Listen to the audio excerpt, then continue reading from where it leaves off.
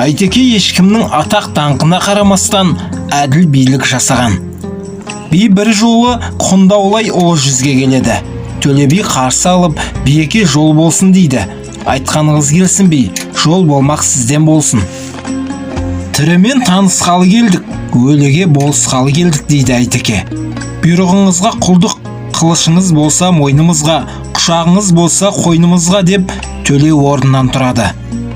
Биеке мойын бұрмас па екенсіз? Жарлық сізден болған соң, жабдық бізден. Төле би тысқа шығып кеткен соң, Айтеке бірге келген жолдастарына: сіздер не ұқтыңыздар? Ердің құны екі ауыз сөз деген осы.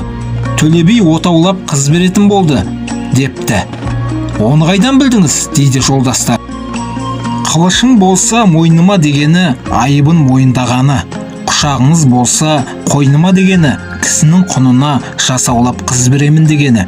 Мен тұспалдап айнып қалмайсыз ба деп едім, сіз келіссеңіз біз қамына кірістік деп шығып кетті деп мән-жайды түсіндіріп беріпті. Айтқандай-ақ Төле би Құндаулай келген қонақтарын отаулап, жасаулап қыз беріп 2-3 күнде разы етіп қайырыпты.